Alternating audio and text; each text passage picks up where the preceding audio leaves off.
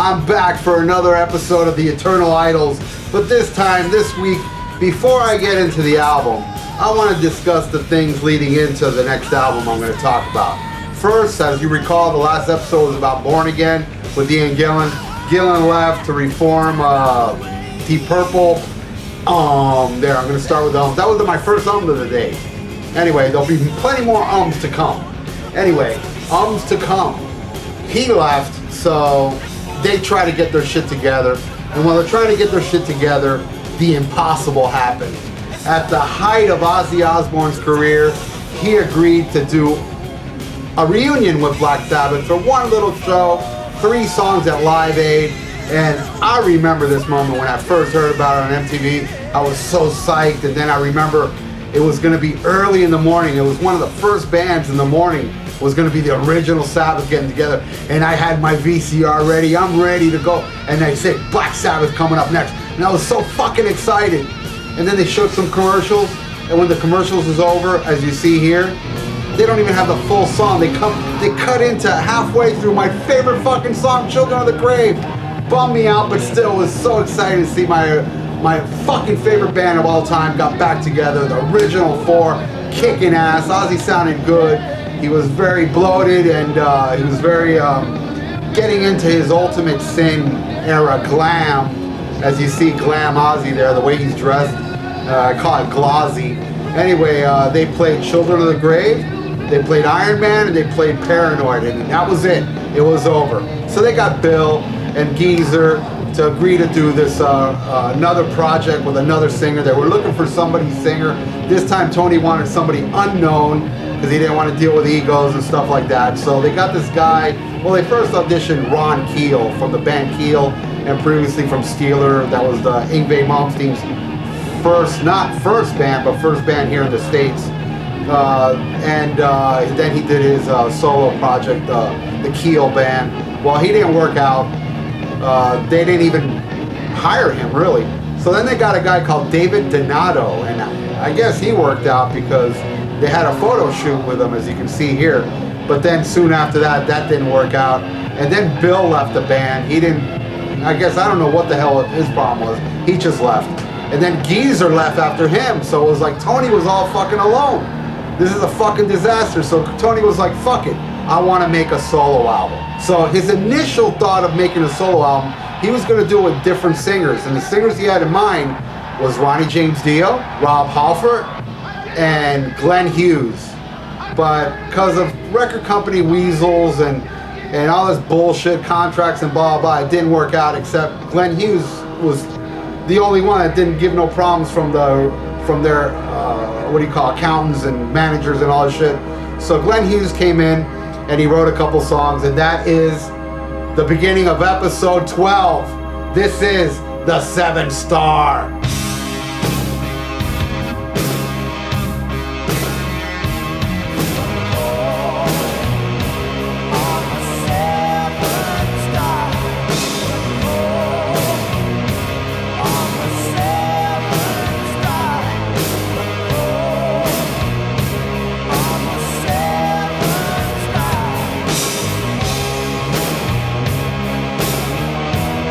Seven stars. You can see I got the deluxe edition, so I'll be talking about the bonus disc that comes in. A lot of cool shit in here, you know. It has a cool book, a lot of pictures, and the CDs. And I just want to talk about how this initially went.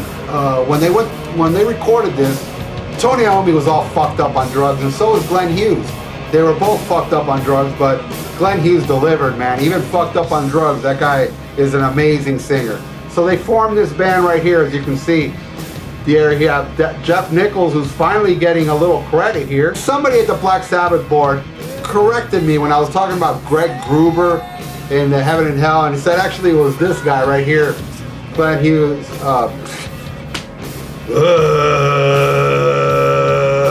Geoff Nicholls, who played bass on that album. Then Geezer came in. That's a whole other story. It wasn't Greg Gruber, it was this guy. Anyway, he never got credit for shit. Well, this time he did, and supposedly he wrote a lot on this album as well.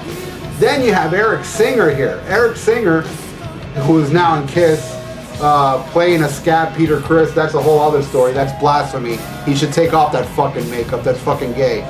And here we have Tony Iommi, the only original member, and Glenn Hughes. I mean, look at him there, man. God damn.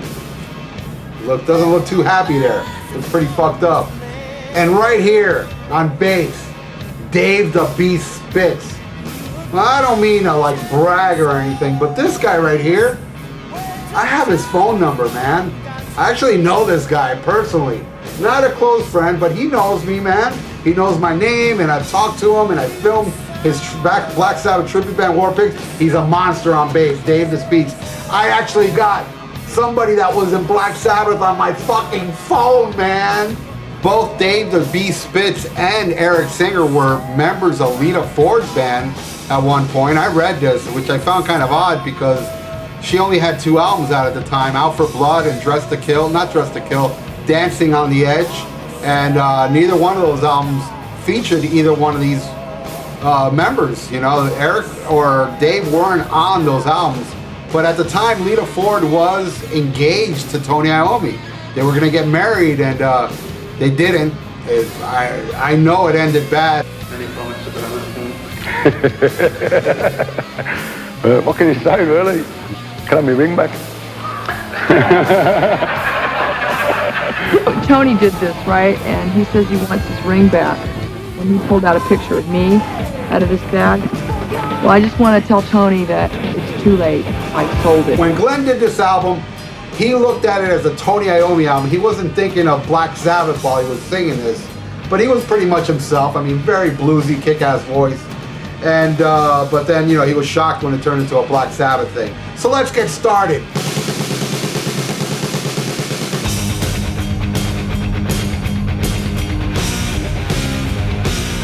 In for the Kill. I read Glenn Hughes say he doesn't like this song too much. Well, he's wrong. It's a great song. It starts off fucking pummeling.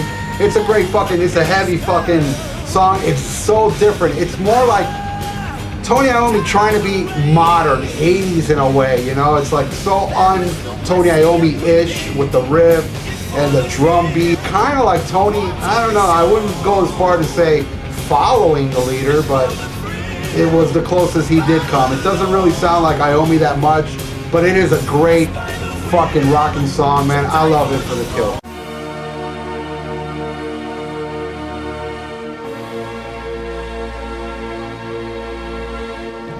No Stranger to Love. This is the ballad, the video, the single of the album. Very odd. I remember the first time I saw this, I was like, what the fuck?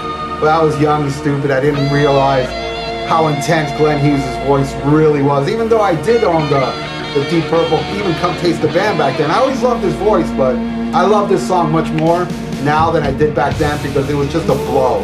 But with Stranger to Love, it's the video. It's featuring Bing Crosby's niece, I think. That blonde girl that's a ghost that's haunting Tony Iommi. And it's a stupid video. But then again, that's how 80s videos were. They were mostly all stupid.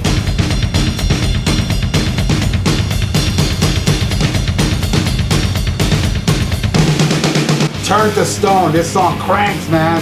It's a kick-ass fucking song. It's again like Tony being modern, but I just love the shit out of this song. And I really have nothing more to say about it because, you know, my YouTube videos, I can only do it for 15 minutes. So I gotta squeeze this motherfucker in since I talked about the reunion and the forming of this band. So, in for the Kill, kick ass.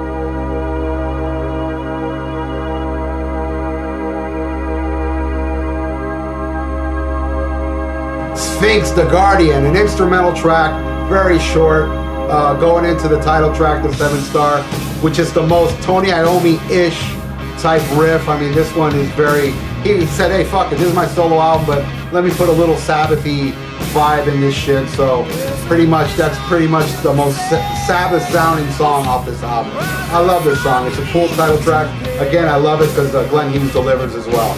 It's a great fucking song. What's it about? What's it about?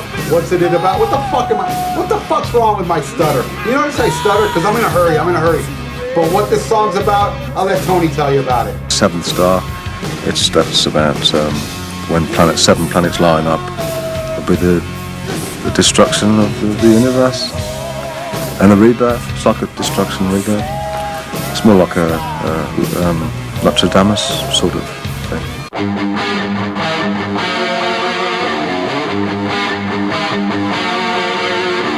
Danger Zone. Now, I love, this is the first song I ever heard off this album. This is a song that I heard. There used to be an old radio show back in the 80s. I wonder if any of you would remember, because it was a syndicated radio show called Metal Shop, the only show with teeth. Well, that's the first song I heard from the new Black Sabbath, from Danger Zone. Freaked me out. I go, oh, I gotta buy this shit. Don't say it's my favorite. No, I don't know what my favorite song on this album is. I'd have to think about it. Anyway, Danger Zone kicks ass.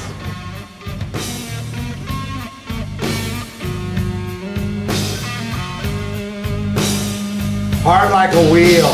Very bluesy fucking number, and Glenn Hughes, again, probably his best performance on this fucking song, as far as like spilling his guts out. I love the fuck out of this song. It grew on me though, and back then I was like, whatever, but now it kind of grew on me. But what really freaks me out about this fucking song is the solo. The solo is so fucking badass. I'm gonna stay quiet so you can hear the Shred Fest by Mr. Iommi.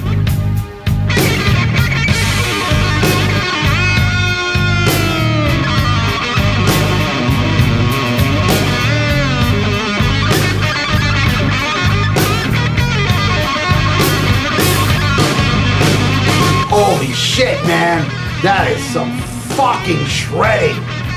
God, I love Tony Iommi. He really delivers on that fucking song.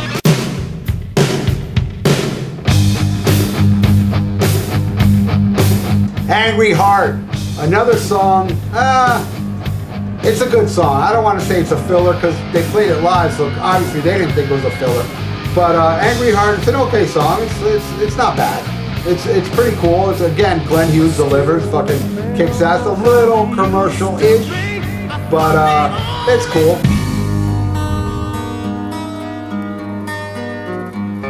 In Memory, the very last song on the album. This is Tony Iommi's dad passed away around that time, and he wanted to write a song about him, and it's a beautiful song, very touching, man. I love it. So that ends it, but on this deluxe version, it has the single version of No Stranger to Love, which is kind of like the version you see in that video. So kind of throw away, it doesn't even matter. So then we go into Disc 2. Now Disc 2 is a live recording from the Hammersmith Odeon. And this does not have Glenn Hughes singing on it because Glenn Hughes only played 5 shows on the Seven Star Tour, because what happened was, number one, he was fucked up on drugs. And he got in an altercation, a fight, with somebody that was in Black Sabbath staff, who punched him in the nose so fucking hard, it like something happened with his eye socket and his nose, something like, and he also had blood in his throat. And according to him, man, this happened right before the tour started, and he said he couldn't sing worth a shit. And they did 5 shows, and he said it was disastrous. So they brought in Ray Gillen, man, and his version of it was, they brought Ray Gillen on the road just in case Glenn fucks up. And Glenn didn't know this. Glenn's like, who's this guy hanging out? He didn't know, but it was actually Ray Gillen. And I got a little news clip here from MTV describing how Ray Gillen got in the band. Ray is an old friend of Sabbath bassist Dave Spitz. And when Ray visited Dave backstage after Sabbath's New Jersey Meadowlands gig last week, Dave introduced him to guitarist Tony Iommi. He auditioned for Tony on the way to the next show, and Ray got a standing O from Sabbath fans at the New Haven, Connecticut Coliseum. And Tony says Ray is now Sabbath's permanent vocalist. Great break. The bonus disc on here is live. It doesn't sound that great, man. I figured they would have touched it up a little bit. It's almost like a glorified bootleg. But no, I mean, it has some cool shit. It has Mob Rules and Danger Zone, War Pigs, 7 Star, Die Young, Black Sabbath, NIB, Neon Nights, and Paranoid. It's good to have because it's Ray Gillen. Ray Gillen was an amazing fucking singer, man. So that's it. That's my review of the deluxe edition of the Black Sabbath 7 Star album. I don't consider it a Black Sabbath album. I like all the albums that came out before, but I do love this album. I consider it a Tony Iommi album. Anyway, that's the end of this episode, and I want to leave you with this. I'm not going to talk about your mom this week. I'm going to give her a break. I'm going to talk about your dad. Listen to him.